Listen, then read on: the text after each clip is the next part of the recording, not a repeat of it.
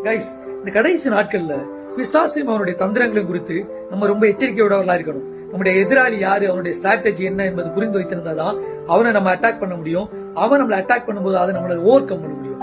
வேதமும் அதைத்தான் நமக்கு சொல்லுது. அப்போ இந்த ஒரு தேவ பிள்ளைய ஆண்டோருடைய சமூகத்தில இருந்து, ஆண்டோர் கிட்ட இருந்து செப்பரேட் பண்றதுதான் பிசாசனுடைய மெயின் டாஸ்க், அவனுடைய மெயின் பர்பஸ். அப்போ ஒரு மனுஷன் ஆண்டோருக்குள்ள இருக்கிறான், ஆண்டோருக்குள்ள வளரலாம் அப்படின்னா அவனை தேவனுடைய சமூகத்திலிருந்து பிரித்து அவருடைய ஆசீர்வாதத்தை அவனுடைய வாழ்க்கையில கிடைக்கும் பண்ண முடியாதபடி பிசாசு செய்யக்கூடிய 3 விதமான ட்ரிக்கை இன்னைக்கு உங்களோட ஷேர் பண்றேன். முதலாவது என்னன்னு பாத்தீங்க அப்படின்னா, அந்த மனுஷனுடைய வாழ்க்கையில ஒரு பாவ சோதனை கொண்டு போடுவான். அவனுடைய முன்னாடி காலத்துல அவன் எந்த பாவத்தில் அவன் விழுந்திருந்தானோ அதே பாவத்தை மறுபடியும் அவனுடைய வாழ்க்கையில ஒரு இச்சை, ஃபார் எக்ஸாம்பிள் ஒரு இச்சைக்குரிய காரியத்தையோ ஏதோ ஒரு தவறான காரியத்தை அவனுடைய வாழ்க்கையில கொண்டு போட்டு அவனை டெம்ப்ட் பண்ணும், அவனை சோதிப்பான். அவனை சோதிக்கும் பொழுதும் அந்த மனுஷன் ஆண்டவருக்குள்ள உறுதியா இருந்து யோசிப்ப போற இந்த பாவத்தை நான் பண்ண மாட்டேன் அப்படின்னு சொல்லி இந்த பாவத்தை விட்டு விலகி ஓடிட்டான் அப்படின்னா, அடுத்து 2வது அவன் பயன்படுத்தக்கூடிய ட்ரிக் என்ன அப்படின்னா, அடுத்த சில மணி நேரங்களுக்குள்ள இல்ல சில நாட்களுக்குள்ள அந்த மனுஷனுடைய வாழ்க்கையில பயங்கரமான பிரச்சனைகள், போராட்டங்களை கொண்டு வந்து போடுவான். சோ இந்த பிரச்சனைகள், போராட்டங்கள் வந்து கொண்டு வந்து போடும்போது அந்த மனுஷன் என்ன ஆயிரும் அப்படின்னா,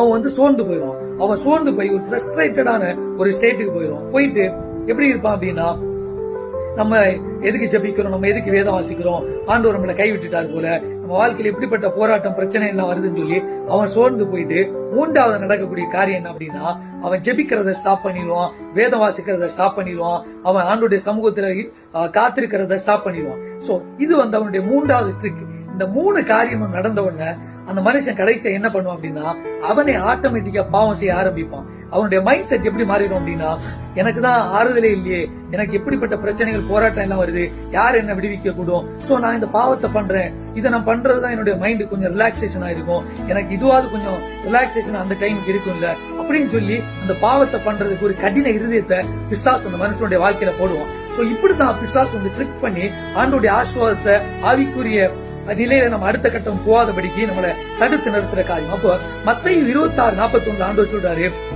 நீங்கள் சோதனைக்கு உட்படாதபடிக்கு விழித்திருந்து ஜெபம் பண்ணுங்கள், ஆவி உற்சாகம் உள்ளதான், மாம்சமும் பலகீனம் உள்ளது. அப்ப இதை நம்ம எப்படி மேற்கொள்ளலாம் அப்படின்னா, தொடர்ந்து ஜெபத்துல உறுதியை தரித்திருக்கணும். முக்கியமா பரிசுத்த ஆவியானுடைய அபிஷேகத்துல உறுதியா நம்ம நிலைத்திருக்கும் பொழுது பிசாசை நம்ம மேற்கொள்ள முடியும்.